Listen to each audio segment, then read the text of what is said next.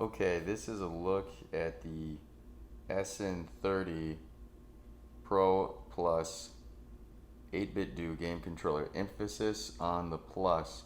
It just came out. It's kind of been was revealed over a year ago, so a lot of people, including myself, anticipating this. The non-Plus has been out for a while, but the Plus adds the hand grips like the modern DualShock. So slide this out.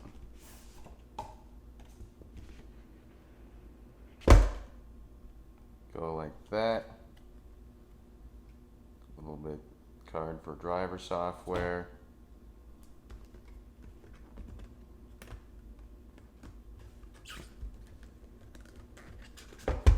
No plastic there. Connector underneath.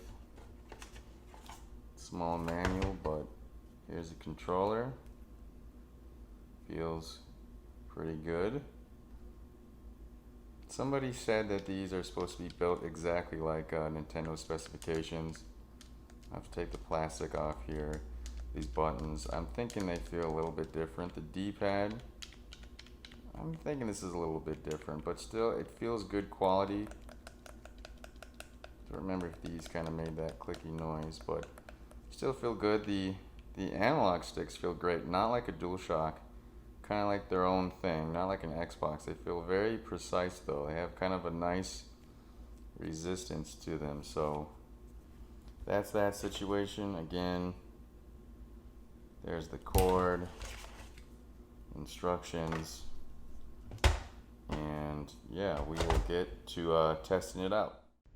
Okay, so we plugged it in, pressed the correct buttons. It now sees it as an Xbox 360 controller, which is pretty much what everything. That's the X input standard or whatever it is for Windows.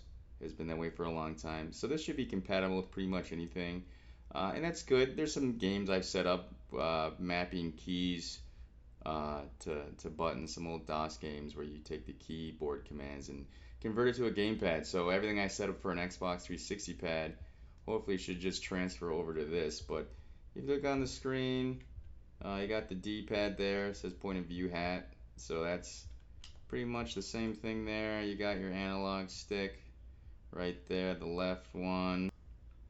You got your right analog stick as a Z rotation. You got your bumpers. So yeah, it's all there. Seems to be pretty good. Seems fairly precise, at least enough for a gamepad. It's not a flight simulator or a racing simulator or something like that where you're going to need super precision, but it seems, you know, well within the wheelhouse. So I guess some firmware already came out, and it says press left one and right one and start till the light blinks, and can't get that to work. It's probably because I'm not running the Bluetooth.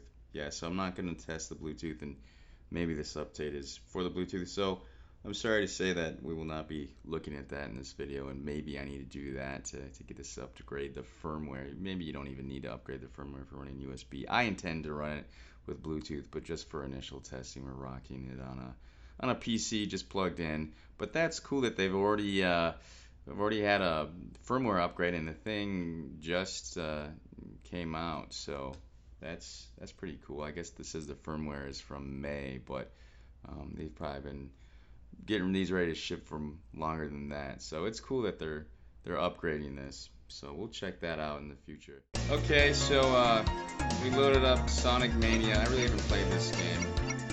I was waiting to put together kind of a retro console computer for the living room, which is what these controllers are for. Why I bought them. But this is seen it as I said before as an Xbox controller. So if all your games work with an Xbox controller or an X input, you know, Xbox compatible controller, you plug this thing, everything should just work. Feels really good in the hands. So we'll just go in here and see how it does. I mean, it is a Super Nintendo controller. They did come out with the Sega Genesis style controller, so I mean, you could technically buy two of these if you wanted to get, you know, one of the SNES and one of the Sega Genesis style ones that get the true effect for either style of game you're playing, or if you do retro games, multiple systems. But I think this is the best jack of all trades. That's what I was going for this. Typically, I like the SNES a little bit better than the Sega Genesis style controller, and this has the DualShock grips, which are just a little bit more ergonomic and works well with the triggers, and therefore you can do the new games and the old games. So jack of all trades is kind of what I think this is. So far, we just started this first level. Feels good.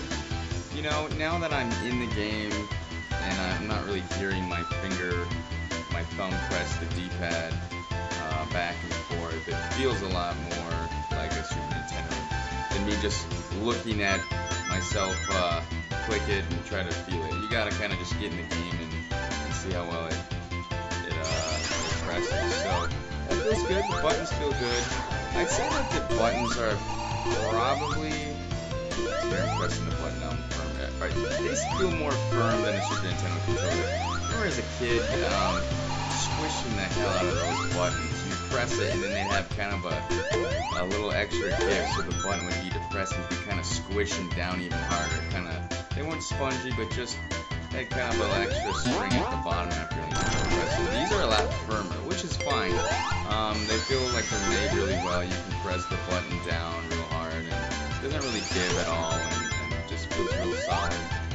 Good tactile feedback. So this is just a basic game. We're not trying to do the D-pad this game, but so far, yeah, this seems good. All four buttons are doing the same thing. The top buttons are, you know, concave, X and Y, just like how they are. The bottom two are convex. It seems to work good. So yeah, we'll probably try some good after this a little bit more advanced. Okay, so we're in King of Fighters here. I don't really know this game very well.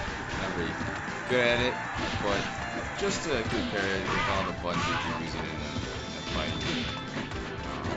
More so than Sonic, we just press one button.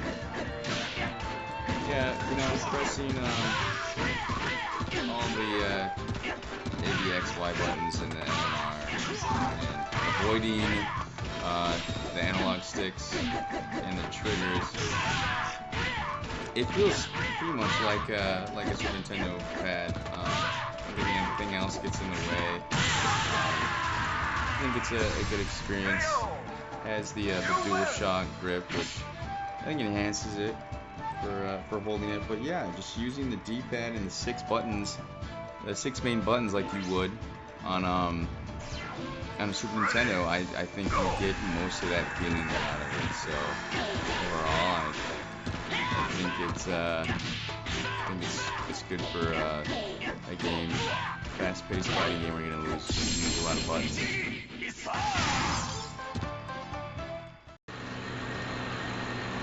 So we're checking this out in aisle 2. You know, probably not the most ideal game for a gamepad. You really want a good joystick or a dedicated HOTAS setup, but you know, some casual flying certainly can be done with the gamepad.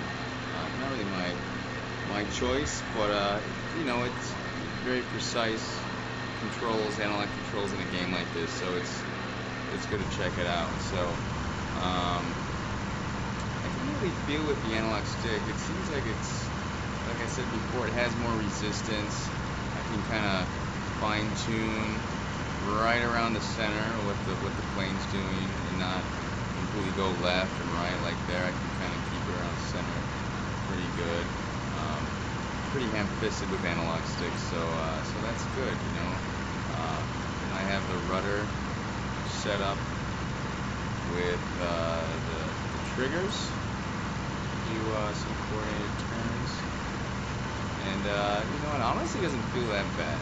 It's not going to come anywhere near to the precision of a dedicated joystick, but I mean, I can already tell I'm flying way better with this than probably 360 pad, which has a much looser analog stick than this, and I think the PlayStation DualShock that was in a PS3 every now and then just seems a little bit looser, less resistance to press than this. So the beat starts to go crazy now.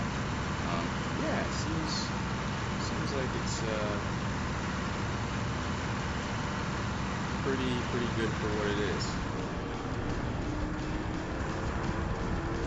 Yeah, so now we're trying out in Cascado's Extreme, which is a casual combat racing game.